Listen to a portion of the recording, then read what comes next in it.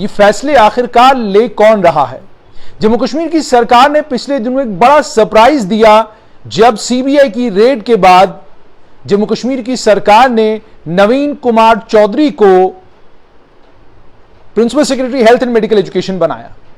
ये lieutenant governor Manoj Sinha की administration का सरप्राइज था। बड़े लोग इस पर हैरान भी हुए, हैरान इस बात पर हुए कि अगर एक तरफ सीबीआई की, और ये हम भी बार बार कहते रहे हैं कि अगर एक तरफ सेंट्रल ब्यूरो ऑफ इन्वेस्टिगेशन कुछ लोगों को संदिग्ध मानती है कुछ मामलों में और उनसे जांच पड़ताल कर रही है, पूछताछ कर रही है, तो उन ऑफिसर्स को इंपॉर्टेंट पोजीशंस पर रखने का औचित्य क्या बनता है, उन ऑफिसर्स को इंपॉर्टेंट पोजीशंस देने का मतलब बनता क्या है, यह हम लगातार पूछते रहे।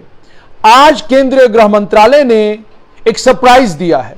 ठीक 10 दिन के बाद, आज से 10 दिन पहले प्रिंसिपल सेक्रेटरी एग्रीकल्चर प्रोडक्शन विभाग के नवीन कुमार चौधरी आए थे हेल्थ एंड एजुकेशन विभाग में प्रिंसिपल सेक्रेटरी बन के, और उस समय Vivek Bhardwaj principal secretary health and medical education थे। उन्हें फाइनेंस डिपार्टमेंट, वित्तीय डिपार्टमेंट का principal financial additional chief secretary बनाकर भेज दिया गया और हेल्थ एंड मेडिकल एजुकेशन विभाग नवीन कुमार चौधरी को दिया गया। लेकिन आज केंद्रीय गृह मंत्रालय ने एक सरप्राइज दे दिया। सरप्राइज ये कि नवीन कुमार चौधरी 1994 बैच के आईएएस ऑफिसर अब अगमुट कैडर में आने के बाद उन्हें आज जम्मू कश्मीर से मिजोरम ट्रांसफर कर दिया गया है। और यह कहा गया है with the approval of the competent authority the following transfers of joint AGMUT cadre ordered with immediate effect and until further orders. Immediate effect का मतलब हो गया फौरन से बेशतरी ऑर्डर कर दिया गया है। इसमें नवीन कुमार चौधरी को जम्मू कश्मीर से सीधा नॉर्थ ईस्ट मिजोरम भेज दिया गया है और एम राजू जो सेक्रेटरी थे पीएचई विभाग के और आज भी कुछ इंपॉर्टेंट पोजीशंस उनके पास थी, उन्हें जम्मू कश्मीर से अरुणाचल प्रदेश भेज दिया गया है।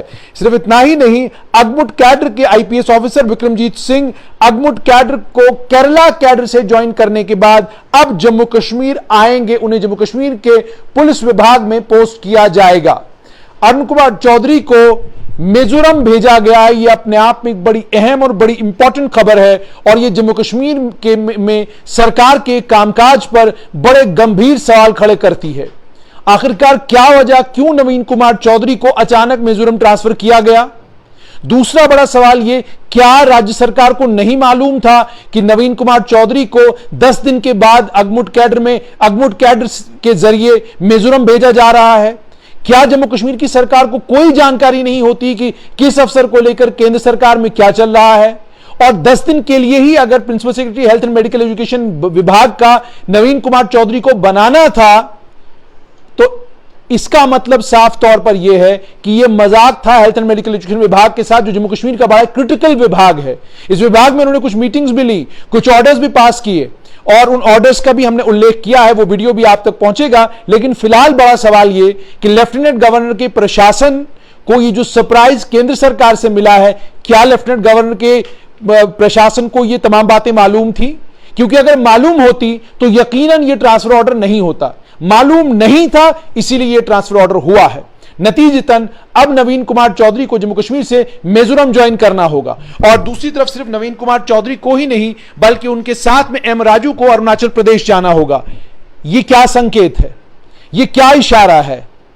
यह क्या केंद्र सरकार कहने की कोशिश कर रही है? जैसे मैंने कहा, इसमें सबसे इंपॉर्टेंट पेज यही है कि अगर जम्मू कश्मीर की सरकार को जानकारी थी तो फिर नवीन कुमार चौधरी को principal secretary health and medical education क्यों बनाया, और अगर जानकारी नहीं थी तो फिर क्या केंद्र सरकार ने जम्मू कश्मीर की सरकार को कोई सरप्राइज दिया है? और ये जो सरप्राइज मिला है, क्या ये किसी बड़े फेरबदल की ओर इशारा कर रहा है? क्या ये समझाने की कोशिश कर रहा है कि केंद्र सरकार अपने लेवल पर भी जम्मू कश्मीर में काम करने वाले आईएएस ऑफिसर्स हो, आईपीएस ऑफिसर्स हो, आईएफएस ऑफिसर्स हो, उनकी जानकारी रख रही है? क्या ये है, या ये एक नॉर्मल ट्रांसफर ऑर्डर है?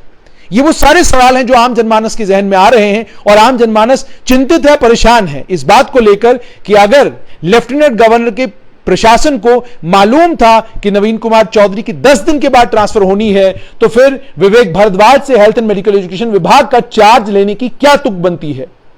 ये सारे वो सवाल हैं जो सवाल पूछे जाएंगे। आपको यह भी याद होगा कि नवीन कुमार चौधरी को से सीबीआई ने पूछताछ की थी। मामला था सत्यपाल मलिक का, जिस सत्यपाल मलिक का वही मामला जिस मामले में 2 फाइल्स का जिक्र सत्यपाल मलिक ने किया था और यह कहा था कि 300 करोड़ रिश्वत की मुझे ऑफर मिली थी, लेकिन मैंने उस ऑफर को ठुकराया, मैंने उस ऑफर को नहीं माना।